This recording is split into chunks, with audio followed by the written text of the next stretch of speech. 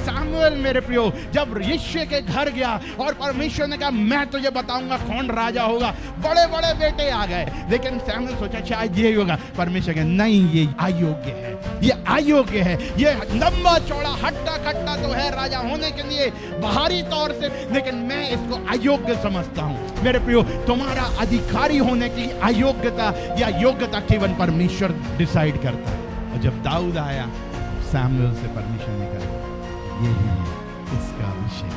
कौन था सबसे बड़ा, छोटा?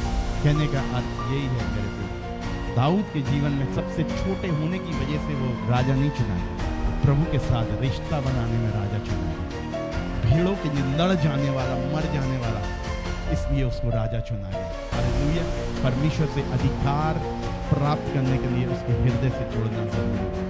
दाऊद के साथ उसके भाई हट्टे खट्टे थे, उसके भाई मेरे प्रियो युद्धों में जाते थे, लेकिन दाऊद वीणा बजाकर जंगल में प्रभु के साथ रिश्ता बना। परमेश्वर मेरे प्रियो एबेन लोगों को नहीं चुनता, परमेश्वर अवेलेबल लोगों को चुनता, जो उसकी प्रेजेंस में अवेलेबल, उनको अधिकारी होने के लिए चुनता। हालेलुया।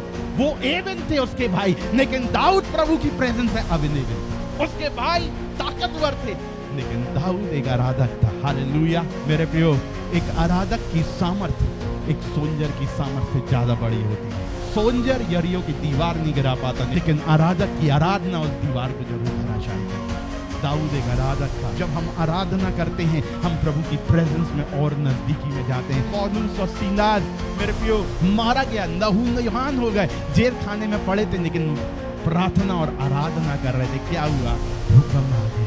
पृथ्वी पे तो वो स्लेव थे, लेकिन राज्य में वो अधिकारी थे। पृथ्वी में तो वो जेल खाने में थे, लेकिन राज्य में वो राज्य करने वाले थे। हो सकता है तुम्हें पृथ्वी पे जेल में डाला जाए, पृथ्वी में तुम्हें कुचला जाए, लेकिन जब परमेश्वर से प्रेयर करोगे, परमेश्वर की आराधना करोगे, प्रभु के साथ संबंध में रहोगे, दाऊद के समान वीणाओं को बजाओगे, परमेश्वर की उपस्थिति में रहोगे, प्रेजेंस में रहोगे, एबेन नहीं लेकिन अवेलेबल रहोगे, तो ध्यान रखो राज्य में तुम अधिकारी होने के लिए चुने गए।